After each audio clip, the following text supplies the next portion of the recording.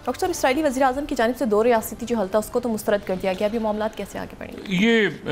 मैं इस पर आता हूँ, लेकिन पहले मैं इससे पहले ये ज़रा आपको बताऊँ, ये फर्स्ट अगर हम दिखा सकें लेटर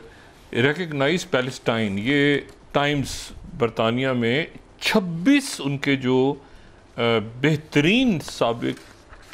सफारतकार हैं उनका एक ख़त आज रिकग्नाइज पैलेस्टाइन के नाम से द टाइम्स यूके के अंदर, और उसमें अगर हम देखें तो उसमें यरूशलेम के साबिक कौंसल जनरल जो बरतानिया के रहे हैं सर विंसेंट फियन से लेके, और बड़े ज़बरदस्त उसमें नाम, सारे नाम अगर हम इसमें देखें तो 26 लोगों ने रिकग्नाइज पैलेस्टाइन लिखा है। किसको एड्रेस किया उन्होंने? केयर स्टेमर जो वज़ीर आज़म है बरतानिया के, और फ्रांस के मैक्रों को, कि भाई आप यहाँ पे यूक्रेन की जंग वंग तो छेड़ने आ रहे हैं, लेकिन 26 टॉप डिप्लोमेट्स ने, फॉर्मर टॉप डिप्लोमेट्स ने, जो कि जिनमें कई तो आपको टाइटल नज़र आ रहे हैं कि सर हैं उनके, ठीक है, तो इन्होंने ख़त लिखा है, और ज़्यादातर इसमें आप देखें तो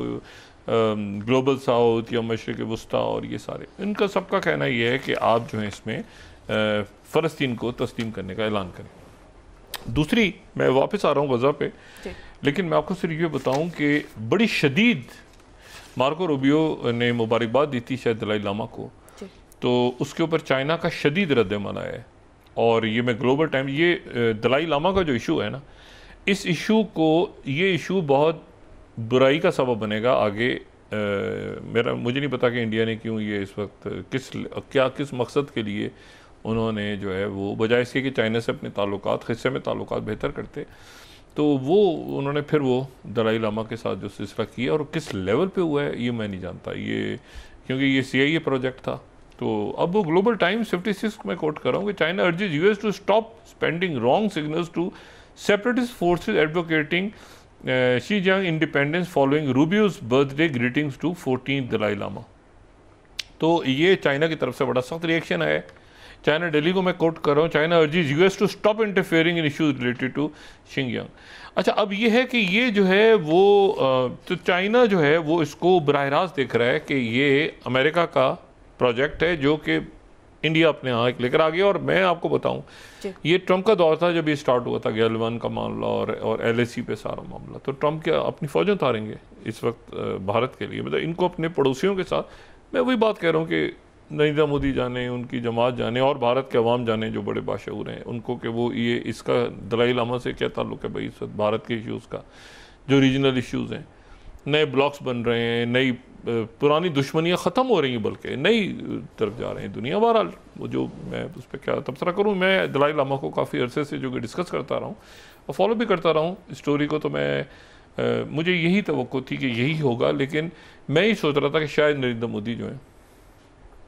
वो उनकी हुकूमत किसी थोड़ी बहुत अक्लमंदी का इस मरहले में मुजाहरा करे, लेकिन वो लगता है इस तरह ट्रंप के आगे इस वक्त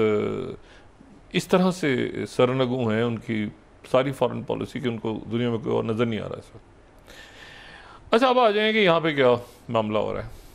यहाँ पे पहले तो यह है कि जो इजिप्ट में पहुँचे हैं ना चाइना के,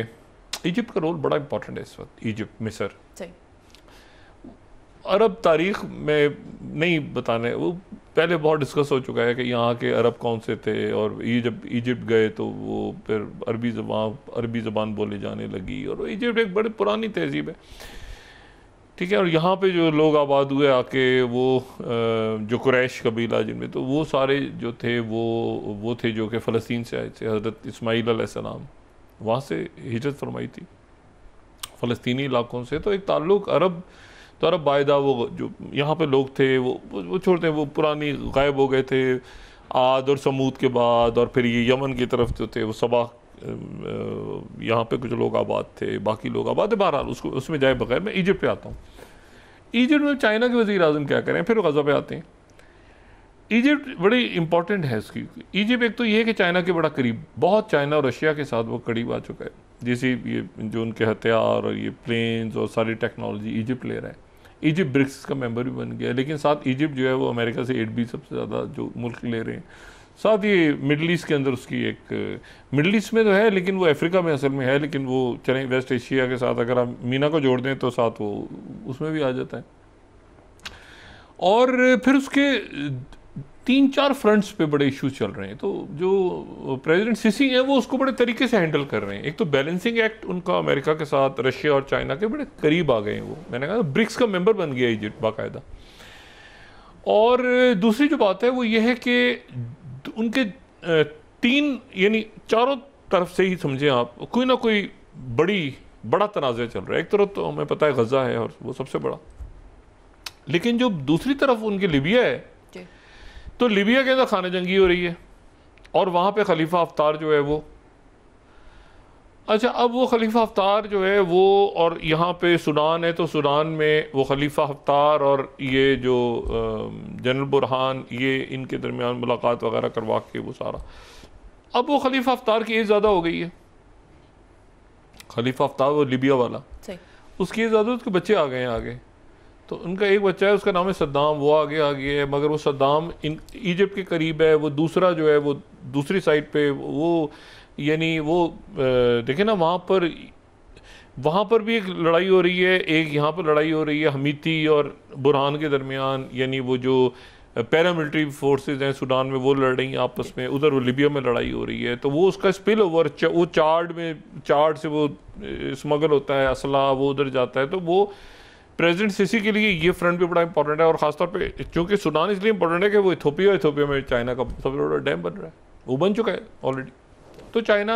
इस वक्त, चाइना रशिया बड़ा, अच्छा रशिया की कुछ पता नहीं, वो रशिया जो है ना सूडान में, बड़ी इंटरेस्टिंग बात है कि उनकी एक तरफ वो उधर भी हैं, यानी ऑफिशियली वो हुकूमत के साथ है रशिया, लेकिन जो वैगनर ग्रुप वाला जो अफ्रीका कॉम बन गई है वो जो है वो पैरामिलिट्री के साथ भी है। तो रशिया ने बड़ा अंदर भी दोनों ग्रुप्स को बैलेंस करके रखा हुआ है। लेकिन ये यहाँ इस खेल में कि अमेरिकन नहीं हैं। अच्छा, लेकिन दूसरे मुल्क हैं, दूसरे जो हमारे ब्रादर ममालिक हैं, तो उनमें से कुछ जो है वो सपोर्ट कर रहे हैं। इजिप्ट जिस तरफ खड़ा है उधर कुछ इजिप्ट के गए हैं, तो वो बहरहाल कोशिश हो रही है कि वो किसी तरह से वहाँ पे अमन कायम किया जाए। और उसमें प्रेसिडेंट सीसी हैं। तो चाइना दरमियान में खामोशी से, चाइना के वज़ीर आज़म मौजूद हैं, लेकिन चाइना की बात पर हतमी होती है। चाइना फिर एक मैसेज देगा तो वो फिर सारे वही सुनेंगे चाइना की बात इस वक्त। अच्छा, अब आ जाएँ आप, गज़ा में क्या हो रहा है, अब क्या होने जा रहा है। एक तरफ तो सारा दिन ये रात से अरबों वाले खामोश क्यों, ये जो सीज़फायर है, सीज़फायर मुआहदा, इसमें तेज़ी आ गई है और नेतन्याहू अपनी आखिरी जंग लड़ रहा है कि उसको सीज़फायर से पहले कुछ ना कुछ उसको मिल जाए। और कतर से ये खबरें आ रही हैं कि जनाब कतर में, दोहा कतर में इनका जो अटैक हुआ है ना, वहाँ पे जो मोसाद की बिल्डिंग में, तो काफ़ी आला ओहदेदार मारे गए हैं। अभी तक डेविड बारनी या मोसाद का सरबरा भी सामने नहीं आया उन अटैक्स के बाद, जो इनके मोसाद के हेडक्वार्टर पे जो अटैक हुआ था। और ये जो मुज़ाकराती टीम है उसमें भी डेविड बारनिया नहीं है। बहरहाल तो लेकिन कुछ कहना जो है वो जब तक कोई तस्दीक नहीं होती, लेकिन काफ़ी नुकसान हुआ है वहाँ पे तल अवीव में। और ऐसे मनाजर कभी इसराइल ने देखे नहीं हैं। जंगें होती रही हैं, कभी जॉर्डन के साथ हो रही है, कभी मिस्र के साथ हो रही है, कभी सीरिया के, लेकिन वो दूसरी जंगें थी, आर्टिलरी और जनाब उसमें फ़ज़ाइया भी आ रही। ये जो अटैक्स हुए, बिल्डिंग्स गिर गई हैं उनकी। अब तो उन्होंने टोटल बैन कर दिया है कि मज़ीद कोई तस्वीर इसराइल से बाहर नहीं जा सकती। यानी इसराइल से तस्वीर, अब जो तस्वीर हैं तबाही की वो पुरानी है, अब नई तस्वीर कोई नहीं आ सकती बाहर। तो जंग बंदी का जो फार्मूला है वही फार्मूला कि पहले दिन कितने लोगों को छोड़ना है और कितने कैदी रहे होंगे, वो अपनी जगह उसमें तेज़ी आ गई। अरब ममालिक ने, तमाम अरब ममालिक, आज ने सारा दिन सऊदी अरब की तरफ से स्टेटमेंट नहीं आया, कतर की तरफ से क्यों नहीं आया, अरब लीग की तरफ से क्यों नहीं, वो सारे के सारे जो हैं वो स्टीव विटकॉफ से और वो ऑन बोर्ड है वाइट हाउस के साथ, और वो उस मुआहदे की तरफ तेज़ी से आगे बढ़ रहे हैं। और वो ये कह रहा है कि हम ये जो आखिर में, एक तो ये है कि कैदियों को, इनको मैं नहीं छोड़ूंगा, मरवान बरगुती को, इनको ना रिहा करें, वो कह रहे हैं सवाल ही पैदा नहीं होता। इसने कहा ना कि नहीं छोड़ूंगा, उन्होंने 5 बंदे मार दिए उन्होंने हमास ने, वो कह रहे हैं सवाल ही पैदा नहीं होता। इसने फिर अभी लेबनान के साथ छेड़खानी शुरू की है। वहाँ से हिजबुल्लाह जो है उन्होंने मैसेज दिया है कि देखें सऊदी अरेबिया की वहाँ पे, यानी जो जनरल जोसेफ वहाँ ना बड़े ज़बरदस्त आदमी हैं, आर्मी चीफ रहे हैं वहाँ पे, तो वो हिजबुल्लाह वहाँ मौजूद है। वो एक हद तक वो खुद वो फिर हिजबुल्लाह को कहेंगे कि आप ही निपट लें इनसे, आप ही सीज़फायर करवा के और ये आप ही निपट लें। अच्छा, अमेरिकन का कहना ये है कि सारे हिजबुल्लाह से सब हथियार वगैरह ख़त्म हो गए, ईरान भी बिल्कुल न्यूक्लियर ईरान का भी ख़त्म हो गया, प्रेसिडेंट ट्रम्प जो है वो बड़े खुश घूम रहे हैं। वो इस वक्त उन्होंने ईरान को भी मैसेज भेजा है कि ऐसा है कि एक तरफ तो नेतन्याहू के साथ उन्होंने जो जुमले कहे, नेतन्याहू से कहलवाए ना उन्होंने, खुद तो नहीं बात की उन्होंने ईरान के बारे में, दोबारा युवा तो हम ये करेंगे वो करेंगे सारा, लेकिन उसके साथ ही उन्होंने ये मैसेज जो है ये भेजा है ईरान को कि हम आपसे बातचीत करना चाहते हैं और बातचीत आप हमसे शुरू करें, और हम चाहते हैं कि जल्द से जल्द अगले हफ्ते आपसे हम बातचीत शुरू कर दें। तो ईरान की तरफ से जो है ना, वो सरकारी तौर पे तो नहीं, लेकिन उनकी जो न्यूज़ एजेंसीज़ हैं वो वहाँ पे, जैसे 49 में दिखाऊँ तो महर न्यूज़ एजेंसी ईरान की जो है 49th, Iran studying US request to continue nuclear talks, sources बता रही हैं कि वो ईरान भी गौर, मतलब है कि वो यानी वो भी साथ साथ बातचीत, यानी नेतन्याहू को कोई सेफ पैसे चाहिए कि नेतन्याहू को कुछ ना कुछ मिल जाए ज़रूर इसमें से, क्योंकि वो सारा का सारा जो अबू शबाब वाला प्लान भी गया, वो हेब्रोन वाला भी गया, कतर की तरफ से भी बात की गई है कि इसमें थोड़ी सी ताख़ीर शायद हो गई है दरमियान में, लेकिन ये है कि जो हमास अपनी जगह पे बिल्कुल, वो तो पहले ही मान चुके थे हमास, ये देखें सारा मलबा हमास पे डाल रहे थे। एक तो ये कि सारा प्लान सारा एक्सपोज कर दिया मीडिया ने उठा के, और मैं आपको बताऊं ये मैंने बेशुमार दफ़ा देखा है कि जो वेस्टर्न मीडिया है जिसको हम बहुत बुरा भला कहते हैं, ये ऐसी स्टोरीज लाते हैं जो मुसलमान दुनिया के मीडिया में नहीं आती, जैसे अबू गुरैब जेल, जैसे सीमोर हर्ट्स, जैसे और बेशुमार ये पूरे जो स्कैंडल्स हैं, फाइनेंशियल टाइम्स ला रहा है सामने, वॉशिंगटन पोस्ट ला रहा है सामने, न्यूयॉर्क टाइम्स ला रहा है सामने, ये सारे जो अखबार हैं, ये जब कभी जो ह्यूमन राइट्स के इशूज़ हैं ये अखबार ऐसे सामने लेकर आते हैं, मतलब इन्होंने उसको टोनी ब्लेयर को नहीं छोड़ा कि हमारा टोनी ब्लेयर इसमें मुलव्वस है। अब टोनी ब्लेयर लेबर पार्टी के वज़ीर आज़म है,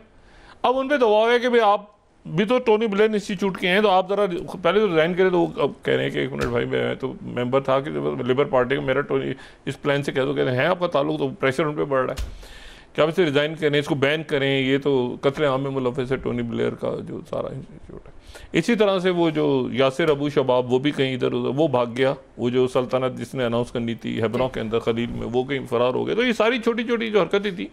इसमें असल जो संजीदा बात है वो ये है कि कतर में और यहाँ पे मुज़ाकरात हो रहे हैं और उसमें पेशरफ्त हो रही है। नेतन्याहू वहाँ गया है अपनी चमड़ी बचाने के लिए कि मुझे किसी तरह से, मैंने आपसे इसीलिए बात की ना कि ट्रंप ने उसके ऊपर ना कोई बात की, उन्होंने कहा नेतन्याहू बताएगा ना, अच्छा ये बताएगा ये बताएगा ये बताएगा, तो वो स्टीव वित्कॉफ ने कहा कि मैं अगले हफ्ते यहाँ आ रहा हूँ, और उनकी पूरी कोशिश है कि उनकी ईरान के साथ भी ओमान में बात हो जाए, ओमान में डायलॉग दोबारा शुरू हो जाए, और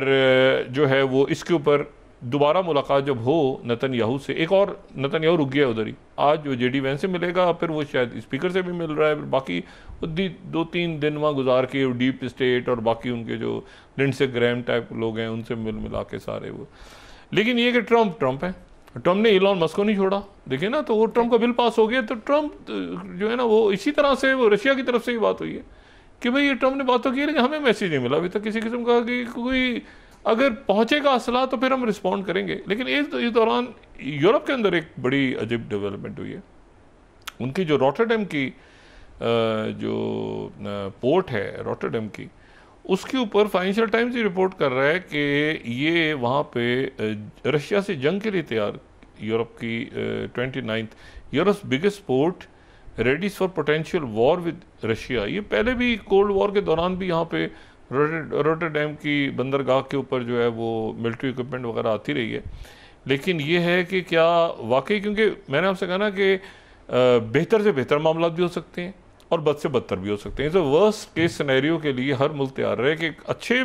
सब कुछ अच्छा भी हो सकता है, अचानक जनाब पता चला कि मुज़ाकरात होने हैं इस वीकेंड पे और पता चला ईरान पे अटैक हो गया, ठीक है, तो अमेरिका भी कूद गया उसमें, ये भी नहीं इसराइल, अमेरिका भी कूद गया पूरा। अब मसला ये है कि इसी तरह से यहाँ पर वो एक वाक़या पेश आ गया, मकबूजा कश्मीर पाकिस्तान कह रहा है कि तहकीकात करवाएं, और जब पता चला कि उसके बाद वो एक ऐसी जगह मामला पहुँच गया कि प्रेसिडेंट ट्रंप को इन्वॉल्व होना पड़ा बीच में भारत की दरख्वास्त पे, और जहाज़ बाज उनके गिर गए, डैमेज हुआ बहुत ज़्यादा।